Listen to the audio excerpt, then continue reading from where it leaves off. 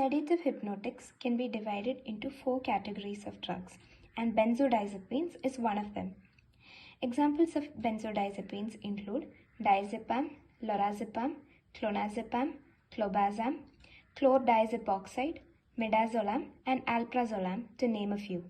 Coming to the mechanism of action of benzodiazepines, the main sites of action are the ascending reticular formation of the midbrain and the limbic system.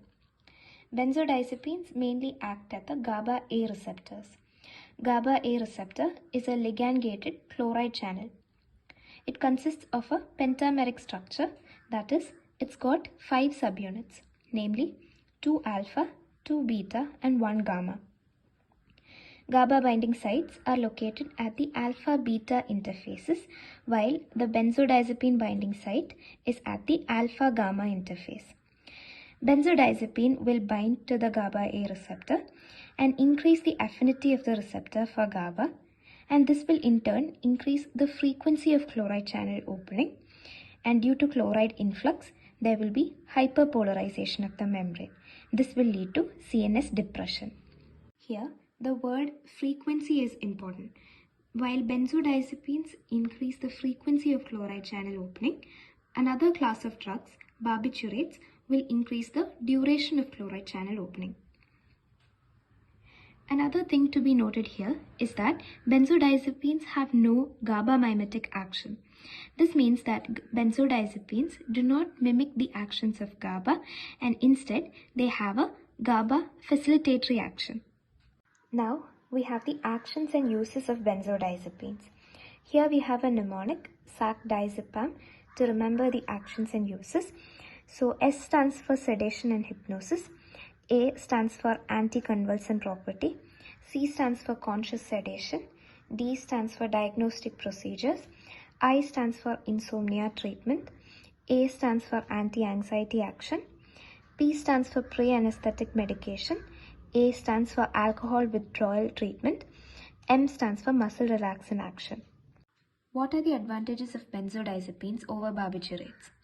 They have a wide therapeutic index, less rebound phenomena on withdrawal, minimal hangover effects, minimal respiratory depression.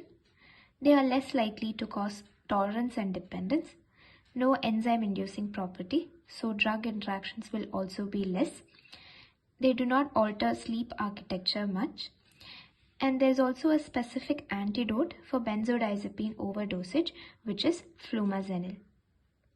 Coming to the adverse effects, benzodiazepines can cause dizziness, amnesia, ataxia, and impairment of psychomotor skills. This is why driving is not recommended in a person who is taking benzodiazepines. Some people may also complain of weakness, blurring of vision, dry mouth, and urinary incontinence. Increase in nightmares and behavioral changes are also noted while taking flurazepam and nitrazepam. On chronic use, benzodiazepines can cause tolerance and drug dependence.